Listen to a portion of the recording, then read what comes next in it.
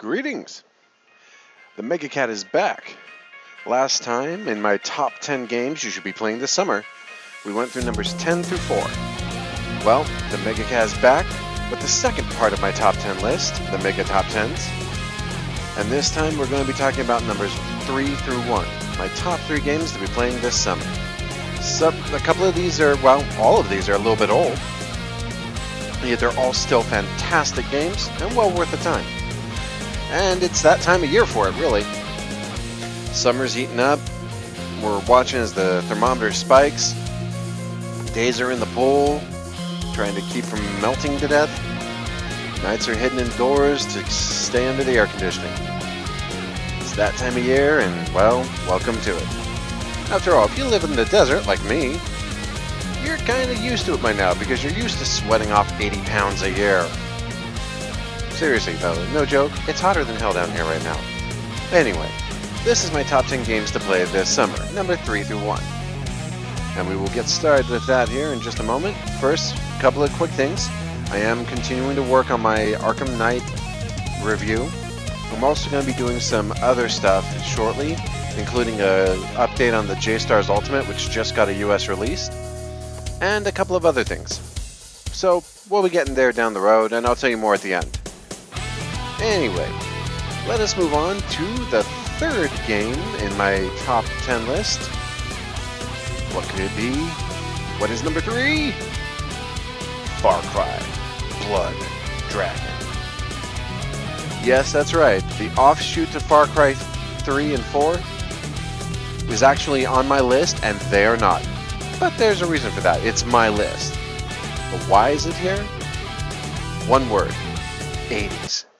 That's right. If you are a child of the 80s, for any reason, this is a game that you will want. Because it is a game that is so 80s it hurts. And if you're younger than 20, you probably don't remember. If you're older than 20, you remember the 80s, and if you were a child in the 80s, you probably have very fond memories. Well, guess what? Far Cry Blood Dragon is the game about the 80s. From its neon retro aesthetic, its silly cutscenes, its over-the-top action, its crazy plot and silly, level designs, it is one of those games that takes something that was already good, in this case Far Cry 3, and wraps it in something so absurd that it just works. Now, this is a rockin' tribute to the 80s. It's a game that's about having as much fun with the 80s as it is about trumpeting and paying tribute to its greatness. It both plays against the tropes, plays with them, makes fun of them. Basically, if it's about the 80s, you'll find it in this game somewhere. I mean, for crying out loud, the guy playing the main hero is Michael Biehn. For those of you who are fans of action movies in the 80s, you know the name. For those of you not familiar with him, he was a big name for like the Aliens movies and the Terminator movies. And that was, before Terminator 3 and all that. But let's just say if you were a kid in the 80s, you know a Mr. Michael Biehn. Now, the gameplay is more or less ripped straight from Far Cry 3. It's a little bit less complex. It's a little bit simpler. It's compressed and packed into a neat package. Simple, but not any less fun, to be truthful. I found the game to be a barrel of laughs and a lot of fun. Not taking itself too seriously, yet at the same time doing exactly what it needed to do to be successful. My only complaint about the game was it was too short. And that's, not a surprise given that it was only $20 at retail. So you got what you paid for and then some. I'm hoping that with the success of Far Cry 4, another game of this ilk, maybe another sequel to Blood Dragon, will get made and we'll see a return to this wonderful, silly, 80s-tastic world. But odds are, we're probably going to have to wait a while for it to get there. It's a good game. You run around first-person shooter style. You use bows, guns, stealth. You raid garrisons, you attack enemies, you do all kinds of stuff. Basically, like I said, it's Far Cry 3. If you're expecting it to be a massive departure from that game, you're off on the wrong foot. You will upgrade, you will level up, you will gain new skills, and you will take down bad guys. You'll face various animals, you'll fight giant monsters, you'll square off against the title blood dragons, which are really cool. They're essentially the tigers from Far Cry 3, except that they're sort of walking dinosaurs that shoot lasers from their eyes. Yes, this is the most awesome thing, and no, I'm not showing it to you because I don't want to spoil it.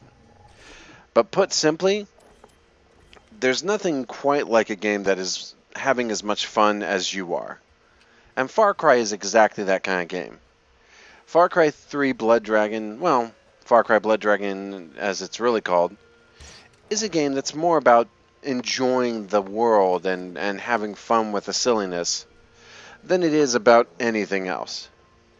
If you're looking for a game that's going to take you back to the 80s and make you remember just why it was so good, what was fun, and all the craziness that happened back then, this is the game for you.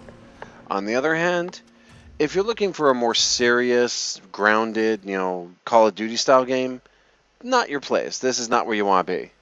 For everybody else who actually wants to have fun with their game, this is the one for you. Anyway, it's time to move on with that. But like I said, if you want a fun time and you're a fan of the 80s, here's your chance, baby. Get in.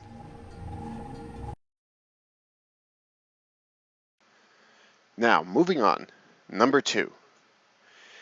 Number 2 is a game you may have seen played by guys such as Markiplier and Jacksepticeye. I know that my first introduction to it was from Markiplier himself. I saw one of his videos on it and it absolutely floored me. I am talking, of course, about the awesome stick fighter that is One Finger Death Punch.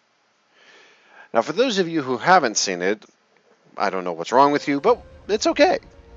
One Finger Death Punch is a homage to the old YouTube era of stick fighting animation and martial arts. Before we had much better animation tools, this was the way to get your fight on. Silver Dollar Games has made a video game based on those old animations in which you play a martial arts stick master, fighting wave after wave of enemies.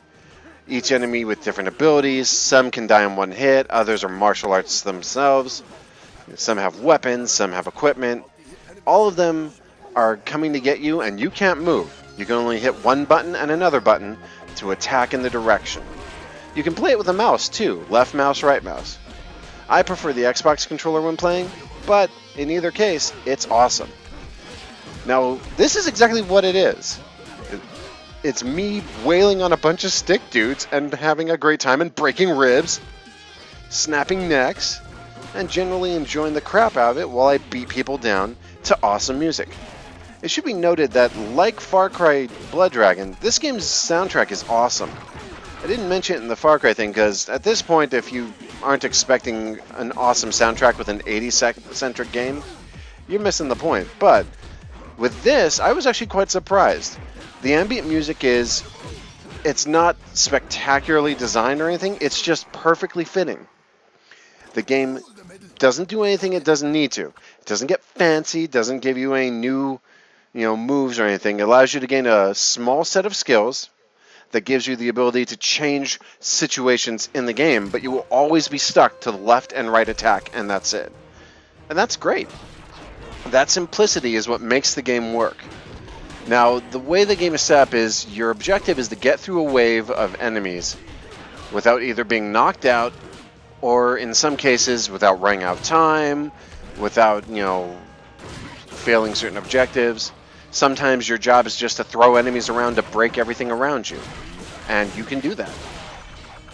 And as you gain skills and abilities, you'll be able to grab bows and hurl arrows and gain the Unarmed Master ability, which allows you to fight enemies in close combat and get advantages. You can change the game up to suit your style by changing the skills you use, but those skills do not actually change how you fight. They only change certain effects in the game itself. For example, watch as I'm using this special technique. Sometimes in certain situations you'll get a momentary burst of special ability that allows you to insta-kill everything in the area. Other times, you'll be fighting a dude one-on-one, get a weapon from an enemy, and all of a sudden impale another dude on it. It's really effective, and the animation is gorgeous. The first few times you play the game, you won't be able to watch the animation. You'll be watching the prompts at the bottom. Once you understand the game's structure, you'll actually not look at the prompts anymore and just literally be watching the guys coming towards you and watching your stickman beat the crap out of them. And each round has a different fighting style. Some are Shell and Tiger, some are Drunken Master, some are Flying Crane. Silver Dollar Games didn't put too much, complexity into the game. They instead focused on making every battle look epic and enjoyable. And there's hundreds of levels you can fight through, each with different scenarios, enemies, and variety. It's not procedurally generated. Each level is preset with specific numbers of bad guys in a specific order. But there's so many levels that you will find a hard time getting bored. Now, every time you win, they grade you based on how many times you missed, and if you go without getting hit, you get a perfect as well. Sort of like fighting games, but these guys, as they like to say, they make weird games because they are weird. Anyway, at the end of the day, this is the kind of game I recommend for people who want a game to play on short, quick bursts. It's not a game you want to play for 4 hours in a row like Dark Souls or Bloodborne. It's a game you want to play for a 10 or 15 minute session and then go do something else and come back to it later. You can play it for extended periods of time and it's still fun, but I think it works best in short, controlled bursts, similar to the Dynasty Warriors series in my opinion. Now, that being said, the game is not without its faults. Sometimes the timing is a little hard to get. The rhythm can be real hard because it's constantly increasing on you. Every time you win a battle, the enemies get faster and faster, and you have to become more skilled and more, you have to increase your reflexes to make sure that you keep up on top of things. That being said, every time you play, you're going to have a different experience. From knocking the ball of death around like this, to punching a dude's heart out, to impaling people with knives. Every fight is different. Every fight has a different style. And the game doesn't tell you how certain things work because there's no need to. All you need to know is left, right. Right, figure out the rhythm, figure out the timing, figure out the weapons, and you're good. It's so simple that almost anyone can play it, but it takes years to get the rhythm down and be a true master. I've seen some people playing this on the harder difficulties, and it's insane how fast this goes. It can be a buttload of fun. At the same token, it's one of those games that you don't have to play in long sessions to make any progress. 15 minutes, you can beat 5 stages. And you don't have to gold medal every round on the first try. You can come back to it later and do them as much as you like. It's a game that truly works on the idea that you choose how you want to play, and you play it the way you want. It's a great game in that regard. Few games have as much energy to them nowadays. So many games are focused on graphics or orchestral soundtracks or big open world complication. Many games, I feel at times, lose focus of the fun factor. One Finger Death Punch is nothing but fun factor. It's nothing but awesome action in the most simple way possible. Here I am, 100 dudes trying to kill me, and I'm just wailing the crud out of them. I'm using a Flying Crane style or, Jackie Chan style. Who knows? I don't always notice what style I'm using, but I just impaled a dude with a Naginata. And then you look at other things like, a game that recently came out, Kung Fury has its own game similar to this, uses the exact same method, but I think it's a better game than that. It's harder to say which is, more appealing to me. A Streets of Rage style brawler, or, this kind of simple 2-button fighting game. Yet at the same time, I think they're both fun. And I miss games like this. I want more games with simple, fun, easy premises where you have a load of fun knocking people's hearts out. Sure, it's not the most complex game. And yeah, it's kinda simplistic to watch stick dudes beat each other up. But you know what? I can live with that if it's as awesome as One Finger Death Punch. And I'm hoping to see a sequel to this soon, and if so, I will do a full review. That being said, it's number 2 on my list because it is awesome, but not quite as awesome as number 1. Which begs the question, what on earth is my number 1, right? Alright, well, let's go. So what could be number 1? What game have I sunk so many hours to that it's a summer tradition? Saints Row, baby. The series that lives forever. At least in my heart. All joking aside, though, Saints Row began as a GTA knockoff and has long since branched out into something completely unique. The game I play the most right now is Saints Row 4, and its expansion, Gat Outta Hell. Saints Row 4 is one of those games that said, we've got this great concept. We've got an open-world action game that's kind of over the top. How can we make it more over the top? The answer? Oh, I know. Superpowers. That's right. Superpowers, baby. You can jump, fly, glide, run on water. Well, if you get the power up. You can shoot freeze blasts. You can gather an entire arsenal of weapons. You're somewhere between Superman and the freaking Punisher. And you were formerly the President of the United States before an alien invasion dumped you into a Matrix. No, literally, you're essentially in the Matrix in this game. And you're breaking the code to create your superpowers. Yes, it is that kind of game. Originally based on expansion for the third game, Saints Row 4 became its own game when the original developers joined up with Deep Silver. And what eventually happened was they took what was originally just a knockoff DLC and then expanded it into a full game on its own accord. It's not to say that it's without some faults. To be sure, one of my biggest complaints about the game is they reused the assets from the third game and simply tacked on the superhero abilities and some very Tron-esque, Matrix-esque, tells to show you what's going on in the game. But other than that, it's the same world from the third game, just now you have superpowers and you're fighting aliens. That being said, good lord do I love this game. And another neat thing about it is they decided to go all in by making it as absurd and over the top as possible. You can turn your regular rifle into the pulse rifle from Aliens. You can get Deckard's gun from, Blade Runner, or have your submachine gun turn into a Thompson, a Tommy gun from the Prohibition era. You can body slam and power bomb your enemies. And what's even better is that you gain superpowers all throughout the game, making you ever stronger and more powerful. So what starts as you being a normal dude fighting superpowered aliens eventually turns into being a superpowered dude fighting an alien army. It's really out there, really over the top. It's also surprisingly varied for a game that more or less is using the same assets from its predecessor. Granted, there are some changes. They've created new levels, they've added new, special features.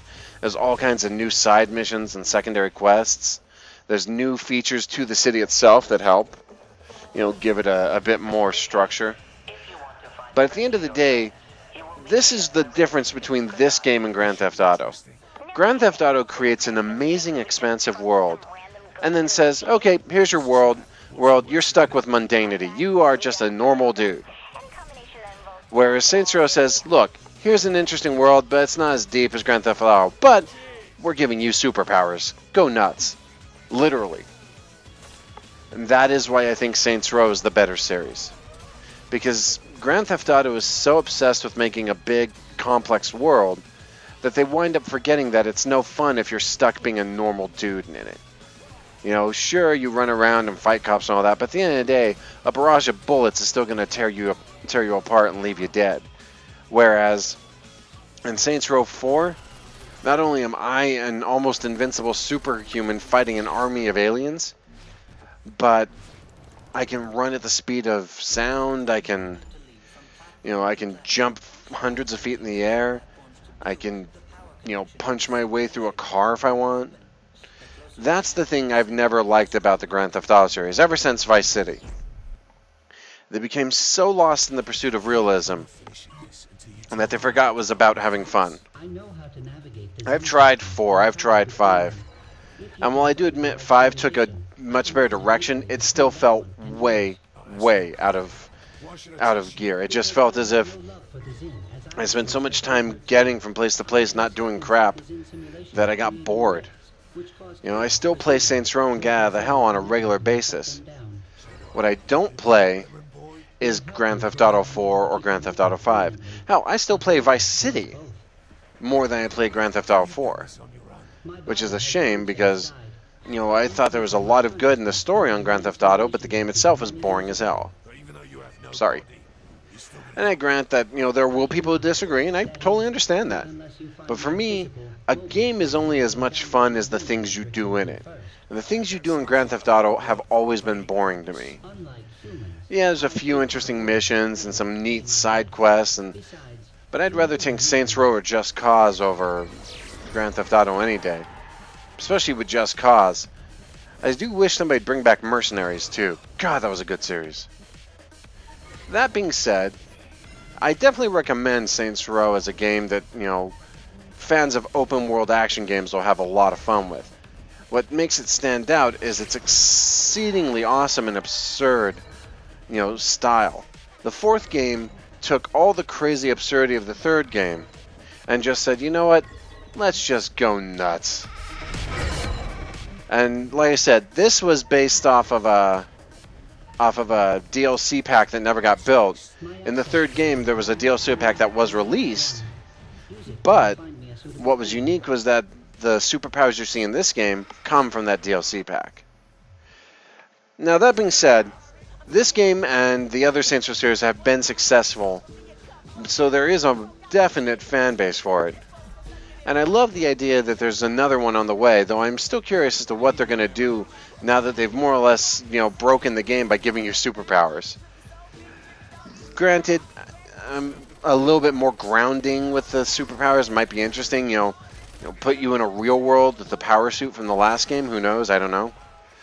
But at the end of the day, there's few games that are as much fun or as crazy as Saints Row 4. I mean, even Just Cause, which really was Mayhem Unlimited, felt limited compared to the absolute insanity that this game got up to. And because it takes place both in a virtual world and a real world, there's enough variety in the game and enough impact in the story to make it be, you know, interesting, especially to fans of the series, but even to fans of the, you know, open world genre or fans of games in general. There's a lot to love here. Granted, it's not perfect. Like I said, the world could use more variety. It was reused from its previous game.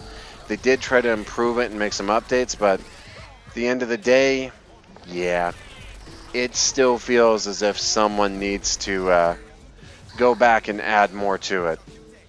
Still, with number 5 on the way, I'm super excited to see what they do with it next. In the end, this is a game that I tell people to play just for the fun factor alone. Sure, it's not the most visually impressive game. Sure, it's not the most, you know, recent or, you know, highly regarded game. Yeah, there's been other games that have come out afterwards, like Watch Dogs and Grand Theft Auto 5. And I'll be the first to admit, some people like those games more, others don't. But at the end of the day, if you can put personal preference aside and just play the game for what it is, you're going to have a good time. I guarantee it. Nothing says awesome like jumping 80 feet in the air and then gliding across a city. It's even possible to do, you know, such massive leaps and get so high up that you can actually glide for, you know, miles at a time.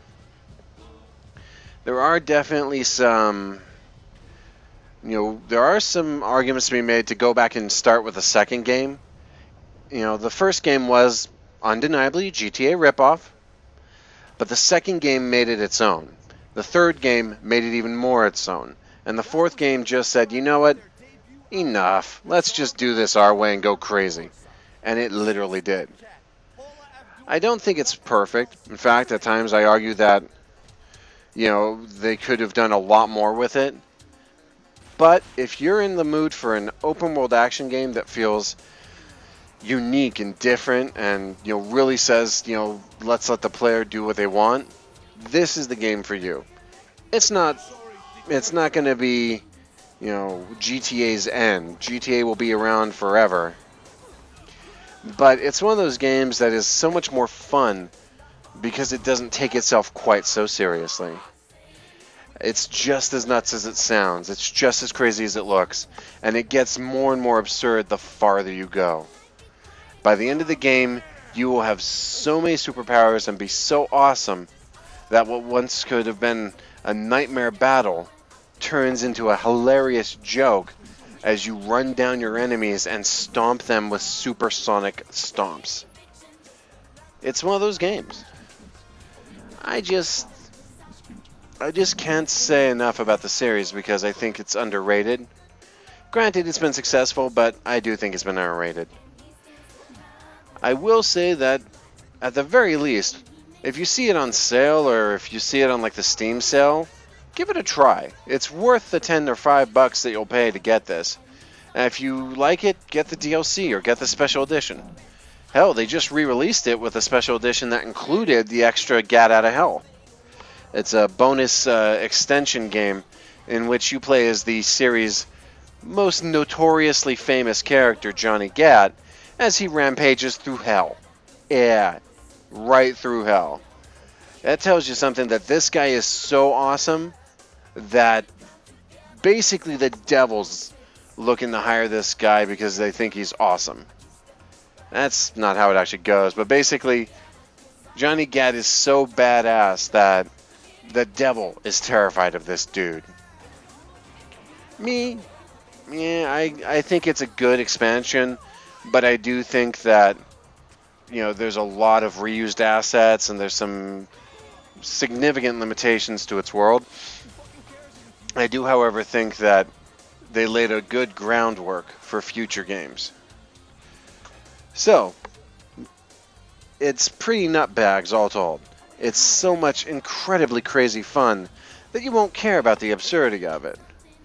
If you like GTA, and I mean, let's face it, GTA is pretty awesome, but you think it's simply too serious these days and isn't as much fun as it used to be back in the Vice City era, well, this is the series for you. The second game, the third game, the fourth game, they're all worth the money. And if you really want to, the first game's not bad if you want to get back in. Just, like I said, it is a GTA clone through and through. But at the end of the day, there's few games that are as absolutely crazy fun as Saints Row. It's also fair to say that it's hard to top something this absurd. Anyway, that's my top 10, folks. And, like I said earlier, I am working on some other projects. I'm going to be doing a review of Arkham Knight here soon. I'm just trying to get through it so I can polish off some last few missions and get as much information out as I can. I'm also going to be putting together a few other videos with some other subjects, discussing some other stuff about video games. I'm also putting together a state of the industry video in which I will discuss what I think is good for the industry, is bad for the industry, and why I think some things need to change. That's going to be coming out down the road because I'm still looking at this year to see how it turns out. That's something you can expect probably a month from now, maybe more. Arkham Knight will probably be out in a couple of weeks once I get the video footage all collated. If there's other games you'd like me to look into, or if there's other games you'd be interested in my viewpoints on, let me know. If there's subjects you want me to discuss or do short videos on, I'm all ears. But at the end of the day, I do these videos because I enjoy doing them, and it's a good way to help me learn how to do things like video editing and kill some extra time. And if other people like them, bonus. Either way, the MegaCat is done for the night. I do thank you for watching, and look forward to the other projects, as they will be coming down the pipe shortly. But aside from that, I will see you all next time. Again, if you have anything you'd like me to discuss or anything you want me to talk about, go ahead and give me a comment or put in the discussion, whatever. I do check those whenever I can. Otherwise, I will see you next time. MegaCat is out.